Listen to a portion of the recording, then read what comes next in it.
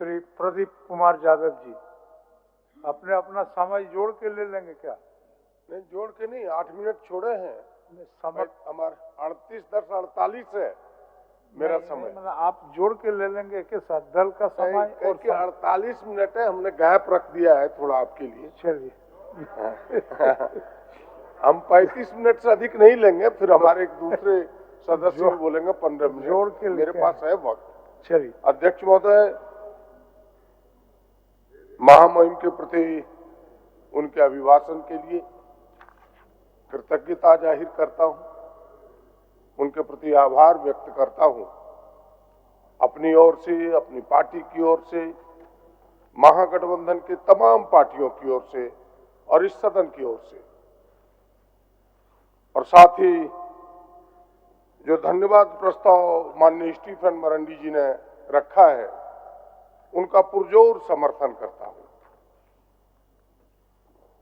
अध्यक्ष महोदय, अगर इस अभिभाषण को आप सफेद चश्मे से देखें, किसी रंगीन चश्मे से ना देखें, किसी राजनीतिक चश्मे से ना देखें, तब इस अभिभाषण के सार, इस अभिभाषण के गुण आपके सामने आएंगे कि यह अभिभाषण परिलक्षित करता है राज्य के उन गरीब गुरुओं, गांव में रहने वाले व्यक्तियों की आकांक्षाओं को, उनके पूर्ति करने के संकल्प को यह प्रदर्शित करता है।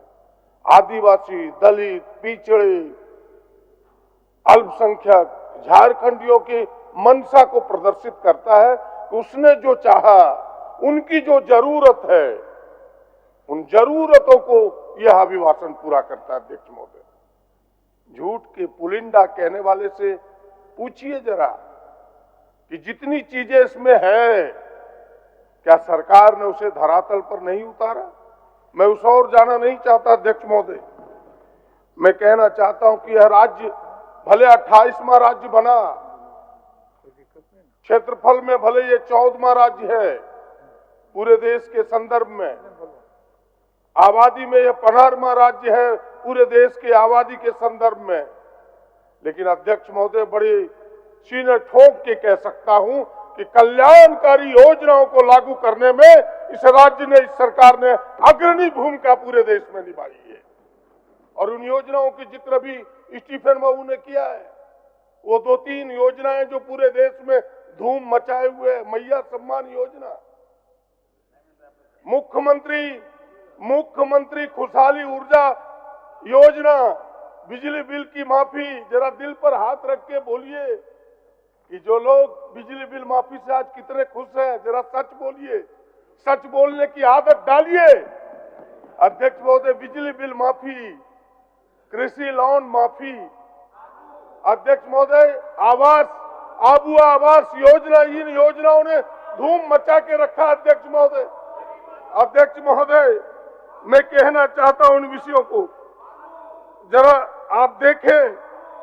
अध्यक्ष महोदय, कि यह योजना केवल यहीं के लिए नहीं, पूरे देश के लिए मार्गदर्शक बन गया। मैया सम्मान योजना का किसने नकल नहीं किया? जरा बताइए, इस मॉडल को किसने एडॉप्ट नहीं किया? भाजपा, उसने भी कहा कि हेमंत जी, तुमने जो किया मैं भी वही करूंगा, उसने भी किया। थोड़ी दलील मत दीजिए, सच को बोलने का हिम्मत जुटाइए, तब सच सामने आएगा। ऐसे अकर बकर करने से नहीं होगा। थोड़ी बातों को तथ्यात्मक बोलिए, अकर बकर रोड में बोलिएगा। अध्यक्ष महोदय, ये सच है। क्या इनसे पूछिए कि मैया सम्मान के विरोध में बोलने में इनकी जीवा नहीं थरथराती है? उन बहनों का श्राप लगेगा जिन बहनों के चेहरों पर आज खुशहाली है। देर हो सकती है, अंधेर नहीं है। अध्यक्ष महोदय, मैं कहना चाहता हूं, बिजली बिल माफी 39,44,000 परिवारों का हुआ। समझिए जरा, 3,620 करोड़, 3,620 करोड़। जरा बताइए, इसके प्रमाण है कि नहीं कि इस सरकार ने 3,620 करोड़ माफी किया है? और उसका भी भाषण में जिक्र किया तो कहता है झूठ का पुलिंदा है। कैसे झूठ का पुलिंदा है। हमने तो इसको माफी कर दिया है अध्यक्ष महोदय, पहले ही कर दिया, इस सरकार ने कर दिया। जिनके घरों में अंधियारा रहता था, रात के भोजन अंधियारे में करता था, आज वो उजाले में कर रहा है। अध्यक्ष महोदय, क्या उन गरीबों को, आदिवासियों को एक पंखा चलाने का अधिकार नहीं है? अगर हेमंत सोरेन ने उसे पंखा चलाने का, बिजली चलाने का अधिकार दिया, इनके पेट में दर्द क्यों होता है, जरा पूछे इनसे। अध्यक्ष महोदय, सवाल ये है। तीसरा जो हमने कर्ज माफी की बात कही है अध्यक्ष महोदय, क्या इनसे पूछिए, इनके शासन के 18 साल यहां हुए, 18 साल तक भारतीय जनता पार्टी ने शासन किया, एक बार किसानों की कर्जे की माफी की बात आपने नहीं की। 12 साल आपकी शासन दिल्ली की सत्ता पर है, क्या आपके आका ने कभी किसानों की कर्जे की माफी नहीं की? और हमने 2 बार 1 साल में हमारी सरकार ने कर्जे की माफी की है। एक बार 50,000, इस बार 2 लाख माफी हो रहा है अध्यक्ष महोदय, और 50,000 1,82,000 किसानों का हुआ, 403 करोड़। ये 2 लाख की माफी की योजना भी प्रारंभ हो गई है, 1.7 लाख किसानों की माफी हो गई है, 366 करोड़। क्या ये झूठ है? क्या ये असत्य है? ये सारी सच बातें सामने कही गई। अध्यक्ष महोदय, ये कभी माफी करने वाले किसानों की नहीं है। अगर एक बार हुआ कभी 2008-9 में 71,000 करोड़ पूरे देश में, तो वो भी कांग्रेस की, मनमोहन की सरकार ने की थी, इन लोगों ने कभी नहीं किया अध्यक्ष महोदय। अध्यक्ष महोदय, ये कहते हैं झूठ का पुलिंदा है। मैं पूछना चाहता हूं कि यहां गाय पालने वाले लोग, जो संजोग से आपकी बिरादरी से भी अधिक है, मेरी बिरादरी से, दोनों की एक ही है, उन गोपालकों को अगर सरकार ने मिल्क फेडरेशन के मूल्य के अलावे 5 रुपये प्रति लीटर भुगतान करता है, तो इनको क्यों तकलीफ होती है? इनको तो कहना चाहिए कि मैं सरकार को शाबाशी देता हूं, उल्टे कहता है कि आप झूठ बोल रहे हो। क्या ये बताए हमें? और मैं तथ्य के साथ कहना चाहता हूं कि अब तक 47 करोड़ के भुगतान हुए हैं, उसमें 1 लीटर में 5 रुपया अधिक। अध्यक्ष महोदय, झारखंड के दलित, आदिवासी, पिछड़ों के ये रोजगार की बात करते हैं, इनसे पूछिए कि पूरे देश में आज बेरोजगारी के मामले में पूरी दुनिया में हम कितने नंबर पर हैं? भारत अध्यक्ष महोदय आज 3रे नंबर पर है पूरी दुनिया में, जो 2014 में 5.5% बेरोजगारी का दर था, आज 8.5% चला गया। क्या जवाब है आपके पास? अध्यक्ष महोदय, इनके पास कुछ नहीं है। और अगर माननीय हेमंत जी की सरकार अगर दलितों के लिए, आदिवासियों के लिए, पिछड़ों के लिए मुख्यमंत्री सृजन योजना के तहत किसी को गाड़ी, किसी को दुकानदारी अगर सब्सिडी के आधार पर देता है, और उसका जिक्र अगर इस पुस्तक में किया जाता है, अभिभाषण में तो कहता है कि झूठ का पुलिंदा है। और मैं तथ्य आपके सामने रखना चाहता हूं अध्यक्ष महोदय कि इस साल 2024-25 में 7,625 आवेदन स्वीकृत हुए, 7,625 आवेदन, कुल 738 करोड़ रुपए सब्सिडी के ऋण दिए गए। अध्यक्ष महोदय, ये इन्हें दिखता नहीं है, जिसके जिक्र अभी स्टीफन बाबू कर रहे थे। गोम के जयपाल सिंह मुंडा छात्रवृत्ति योजना, पारदर्शिक छात्रवृत्ति योजना की बैठे बैठे नवीन बाबू कह रहे थे कितने को भेजा? हमने कहा आपने तो एक भी नहीं भेजा, हमने तो 2 दर्जन भेजा, आपने तो एक भी नहीं भेजा। और ऐसा नहीं है, कोई सरकार ऐसी नहीं बन सकती है कि राज्य के सारे स्कूल बंद करके सबको विदेश भेज दिया जाए। हमने एक अच्छी शुरुआत की है कि हमारे जो गरीब के बच्चे हैं, आदिवासी बच्चे हैं, दलित बच्चे हैं, पिछड़े बच्चे हैं, वो भी विदेशों में जाके पढ़े, ये उसकी शुरुआत है। अध्यक्ष महोदय, ये कहानी इनको अच्छी नहीं लगती, इसलिए आप बताएं, अभी वाल्मीकि छात्रवृत्ति योजना कितनी बेहतरीन योजना है। मैं दाद देता हूं आदरणीय हेमंत जी को, उनकी पूरी टीम को, उनकी सोच को। ये वाल्मीकि छात्रवृत्ति योजना उनकी सोच को दर्शाता है कि गरीबों का दर्द उनके दिल में कैसा है। क्या है ये योजना? जो अनाथ बच्चे हैं अध्यक्ष महोदय, जो विकलांग बच्चे हैं अध्यक्ष महोदय, अगर वो हायर एजुकेशन प्राप्त करना चाहता है तो सरकार ने कहा कि जाओ देश के विकलांगों, जाओ देश के अनाथ बच्चों, तुम्हारे लिए कोई राज्य का कोई अगर मुख्यमंत्री खड़ा है, हेमंत सोरेन खड़ा है, कोई सरकार खड़ी है, कांग्रेस जेएमएम-आरजेडी गठबंधन की सरकार खड़ी है और 2 लाख से लेकर 10 लाख तक सहायता करने का फैसला अध्यक्ष महोदय, ये इन्हें अच्छा नहीं लगता अध्यक्ष महोदय। इसलिए मैंने पहले ही कहा, ये रोजगार की बात करते हैं जिसकी मैंने चर्चा थोड़ी की पहले। अध्यक्ष महोदय पूछिए, यहाँ 93% लघु और कुटीर उद्योग और मध्यम उद्योग है पूरे देश में। वो सारे उद्योग बैठ गए। आंकड़े बताते हैं देश के कि 2.5 करोड़ लोगों को बेरोजगार किया इन्होंने जीएसटी लगा करके और नोटबंदी करके। ये रोजगार क्या देंगे? और हम अगर रोजगार की बात करते हैं अध्यक्ष महोदय, ये इन्हें बुरा लगता है। इनसे पूछिए कि सेना की भर्ती जो अस्थायी नौकरी थी, सबसे सम्मान की नौकरी थी, किसी का बेटा सेना में जाता था, किसी किसान का बेटा, तो लोग कहता था कि इनका बेटा सेना में है। उस नौकरी को भी 4 साल की नौकरी बना दी। और अध्यक्ष महोदय, उस 4 साल के अंदर अगर शहीद हो जाए तो उसके आश्रित को अनुकंपा पर ये नौकरी भी नहीं देंगे, नौकरी भी नहीं देंगे। मैं एक बार बधाई फिर से देना चाहता हूं इस गठबंधन की सरकार को, आदरणीय हेमंत जी को, कि जिन्होंने इस अग्निवीर के बारे में भी सोचा और कहा कि झारखंड के नौजवानों, अगर तुम अग्निवीर में ही काम करते हो तो कोई हमें दिक्कत नहीं है, और तुम शहीद हो जाओ तो तुम्हारे आश्रित को झारखंड सरकार नौकरी देगी। ये झारखंड सरकार की उपलब्धि है अध्यक्ष महोदय। आप बताइए अंतर क्या है? किनको संवेदन है, किनको संवेदना है? इन संवेदनाओं को जरा टटोलिए अध्यक्ष महोदय।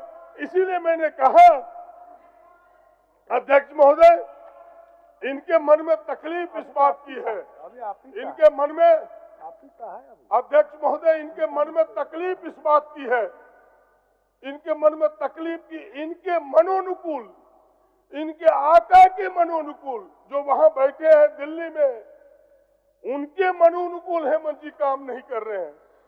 ये भी ठीक हो जाते अगर ये भी एसपीटी सीएनटी में परिवर्तन कर देते, तो ये भी खुश हो जाते कि भाई चलो अडानी और अंबानी यहाँ अपना पैर फैलाएगा। वो काम नहीं हो रहा है। तकलीफ इनको इस बात की अध्यक्ष महोदय, और इनको मौका दिया जनता ने, नहीं दिया ऐसा नहीं है। इनको जब मौका दिया तो इन्होंने क्या किया?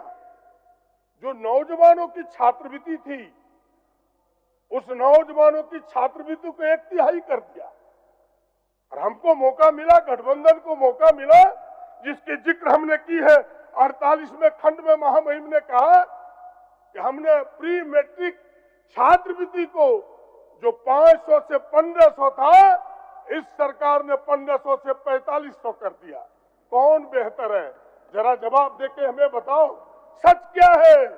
यह सच है और सच रहेगा और आगे भी रहेगा। घबराइएगा मत, थोड़ा चिंता मत कीजिए अध्यक्ष महोदय। सवाल इतना ही नहीं, अगर सच में ये कुछ कहना चाहते हैं तो मैं कुछ सवाल देता हूं इनको कि आप अपने आकाओं से पूछिए कि आपके झगड़े हो सकते हैं माननीय हेमंत जी से, झगड़े हो सकता है कांग्रेस से, झगड़ा हो सकता है झारखंड मुक्ति मोर्चा से, आरजेडी से, वामपंथियों से, लेकिन झारखंड की जनता के साथ क्या झगड़ा है? इनके आका ने जो मेरे पास लिस्ट है अध्यक्ष महोदय, जरा पूछिए, इन्हें शर्म आनी चाहिए इन माननीय सदस्यों को जो भारतीय जनता पार्टी के लोग हैं, कि इनके आकाओं ने क्यों रोका इस वृद्धा पेंशन के पैसे को, क्यों रोका इस विकलांग के पैसे को। वित्त मंत्री हमारे बैठे हैं, उनको बेहतर नॉलेज में होगा। हटाओ, क्यों रोका इनके पैसे को, जरा पूछिए उनसे अध्यक्ष महोदय। और मेरे पास जो आंकड़े हैं अध्यक्ष महोदय, आपको सुन के आश्चर्य होगा, Indira Gandhi national old age pension कब आया अध्यक्ष महोदय? सितंबर में आया, इसके बाद पैसे नहीं आए। और कितना पैसा बकाया है? 171.47 करोड़। बेनिफिशियरी है 9,01,896। उनके पैसे रोक लिया इन्होंने। पूछिए मोदी जी से और अमित शाह जी से क्यों पैसे को रोका? जरा इसमें शर्म नहीं आती आप सबको? इसमें ताल ठोक के आप नहीं बोलना चाहते? अध्यक्ष महोदय, इन्होंने पैसे को रोका किसका? Indira Gandhi national window pension. उन विधवाओं का श्राप लगेगा इन्हें, फिर कभी उबर नहीं पाएंगे। इनके पैसे कितने हैं? 55 करोड़। उनकी संख्या अध्यक्ष महोदय 2,51,624। इन्होंने किनके पैसे रोके अध्यक्ष महोदय? Indira Gandhi national disability person, उनकी संख्या 25,413 और उनके रोके हैं पैसे 24 करोड़ 71 लाख। अध्यक्ष महोदय, चुल्लू भर पानी भी हो उसमें भी सर जाके झुकाना चाहिए, डुबोना चाहिए। ये कहानी है इसकी। इससे अधिक क्या कहें अध्यक्ष महोदय? इसीलिए मैंने कहा दुश्मनी थी तो आपको झारखंड के लोगों से क्या दुश्मनी था? और कुछ कहना है तो कहिए अपने आकाओं से अध्यक्ष महोदय, इनसे कहिए कि 3 वर्षों से जो हमारी कटौती की है बजट के हिस्से के पैसे को, जो भारत सरकार से मेड आना था, उन पैसों को क्यों रोका है? 1,36,000 करोड़ क्यों रोका है? हिम्मत तो जाके कहिए एक बार भारतीय जनता पार्टी की टीम जाए, कहे राज्य हित में, झारखंड के हित में, ताकि झारखंड के लोग कह सके कि यहाँ की जो भारतीय जनता पार्टी है वो झारखंड की हितकारी पार्टी है। वरना लोग कहेंगे नहीं आपको, वरना कहेंगे ये लोग मोदी जी और अमित शाह को सलाम करने वाले लोग हैं, ये झारखंड के हितकारी लोग नहीं है। अध्यक्ष महोदय, इनके मन में तकलीफ, इसीलिए मैंने पहले कहा कि गरीबों से इन्हें गुस्सा है, गरीबों का कोई काम नहीं होता, इसीलिए इन्हें गरीबों का दर्द क्या सताएगा। मैंने एक छोटी सी कविता लिखी थी, उसके 4 पंक्तियों को आपके सामने उद्धृत करना चाहता हूं अध्यक्ष महोदय। वो ये है कि किसी को चोट लगती है, वित्त मंत्री जी थोड़ा गौर करेंगे, किसी को चोट लगती है वो ही दर्द को समझता है। जख्म देने वाले कोई किसी दर्द को क्या जाने, किसी को चोट लगती है वो ही दर्द को समझता है। जख्म देने वाले बेदर्द किसी के दर्द को क्या जाने। गर्मी में कंबल ओढ़ के सोने वाले ठंडक के ठिठुरन को क्या जाने। अध्यक्ष महोदय, गर्मी में कंबल ओढ़ के सोने वाले ठंडक के ठिठुरन को क्या जाने। अडानी के उड़न खटोला पर उड़ने वाले गरीब की टूटी खाट का हाल क्या जाने। यही इनकी हालात है अध्यक्ष महोदय, ये है इनके हालात। ये गरीबों को दर्द को नहीं समझ सकते। इनको कब दर्द होता है अध्यक्ष महोदय? इनको चिंता कब होती है? जब अमेरिका कोर्ट से अडानी को नोटिस होता है, तब इनकी चिंता होती है। जैसे ही अमेरिका कोर्ट से नोटिस होने की बात आई, दौड़ लगाया विदेश मंत्री ने अमेरिका, इनके मोदी जी ने दौड़ लगाई। अध्यक्ष महोदय, उनका नोटिस कैसे खारिज हो, इसकी चिंता इन्हें बहुत है। लेकिन अमेरिका की सरकार, ट्रंप की सरकार, हमारे लोगों को रस्सी बांध के हथकड़ी पहना करके भारत भेज रहा है, इसकी इन्हें चिंता नहीं है अध्यक्ष महोदय, इसकी इन्हें शर्म नहीं आती। यह तस्वीर है, अखबारों में निकली यह तस्वीर। देशभक्त कहलाने वाले लोगों, आपका सारे आज हुलिया खुल चुका है, आपके असली चेहरा को जनता जान चुकी है। ये है आपका बेनकाब। और देखिए अंतर क्या अध्यक्ष महोदय, मैं 2 अखबारों को आपके सामने प्रस्तुत करता हूं।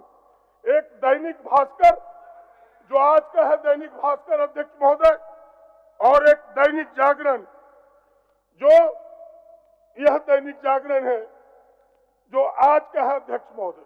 यह दैनिक भास्कर कुछ दिन पहले का है। एक दैनिक भास्कर ने कहा कि कमाने गए थे आतंकी की तरह लौटे। यह तस्वीर छपी है, हाथ में हथकड़ी है, कमर में रस्सा है। मैं आपके अवलोकनार्थ भेजता हूं।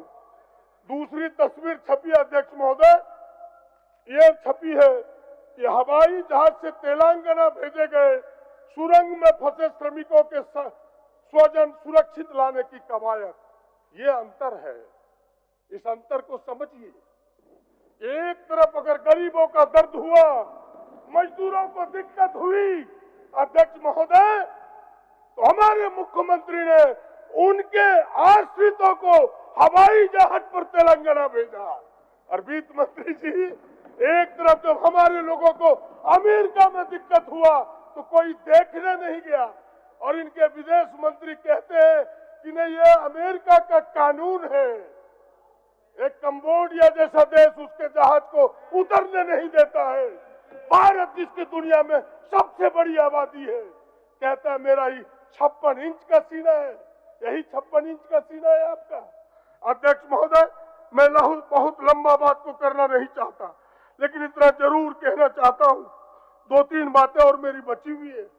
वो बातें ये है अध्यक्ष महोदय, आपके पीछे और एक आदमी नहीं, अभी मेरा 9 मिनट समय है। मैं घड़ी सामने रखा हूँ अध्यक्ष महोदय, थोड़ा उनको भी मेरे घड़ी सामने है अध्यक्ष महोदय। 9 मिनट है मेरे पास। आप बहुत कॉन्शियस माननीय सदस्य हैं, तो हम भी समझते हैं। बस मेरी बात केवल 3 पॉइंट है मेरा अध्यक्ष महोदय, कि मैं कह रहा हूँ कि ये सरकार केवल गरीब विरोधी, गरीबों के अधिकार को नहीं, ST, SC, OBC के अधिकारों को भी ये छीनने वाले लोग हैं। जो हमारा 27% का आरक्षण जो बढ़ा के 27% गया भारत सरकार के पास, और हमारे SC के जो बढ़ा के आरक्षण गए हैं, हमारे ST के जो आरक्षण गए, क्यों लंबित है? जरा मैं पूछना चाहता हूं उनसे कि भाई क्यों लंबित रखा है उन्हें वहां अब तक? हमने तो यहां से पास करा के भेज दिया, तुमने क्यों लंबित रखा है? जरा कभी सवाल तो पूछो, उन सवालों का समाधान तो करो। अध्यक्ष महोदय, ये पहले से ही आरक्षण विरोधी रहे। 1990 आपको याद होगा, जब गरीबों के लिए 27% आरक्षण पिछड़ों के लिए लागू हुआ, विश्वनाथ प्रताप सिंह की सरकार थी। इन्होंने मंडल के विरोध में कमंडल का आंदोलन चलाया।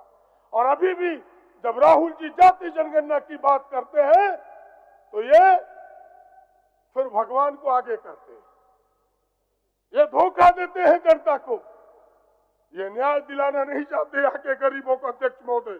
इसीलिए मैंने कहा कि मेरे 2-3 पंक्तियां हैं अध्यक्ष महोदय।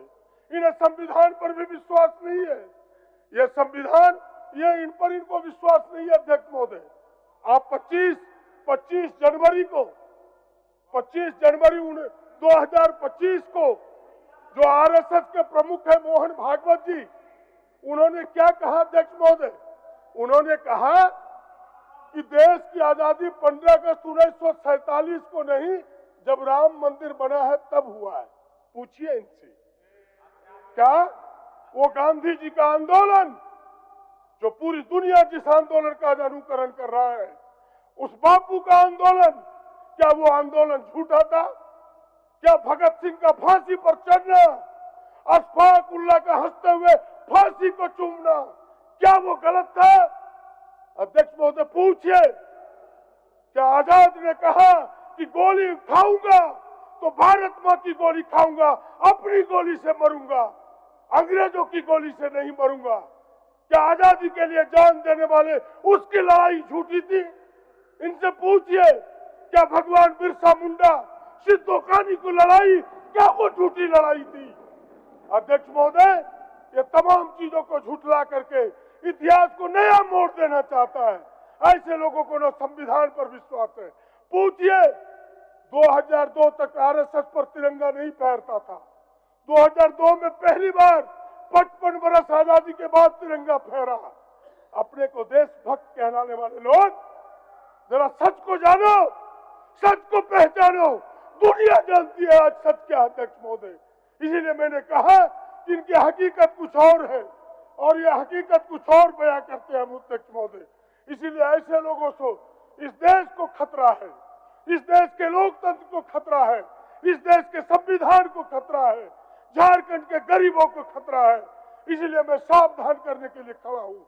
और इतनी ही बात कहते हुए फिर से एक बार कि हेमंत जी की सरकार ने जो गरीबों के लिए किया है, आदिवासियों के लिए किया है, दलितों के लिए किया है, मुसलमानों, नौजवानों, झारखंडियों के लिए किया है, उसका कोई जोड़ नहीं है। जिसकी बयान अभिभाषण में माननीय महामहिम ने कहा है, मैं फिर से एक बार उनके प्रति कृतज्ञता, उनके प्रति आभार व्यक्त करता हूं और स्टीफन बाबू के धन्यवाद प्रस्ताव का समर्थन करता हूं। जय हिंद, जय भारत, धन्यवाद। जय झारखंड।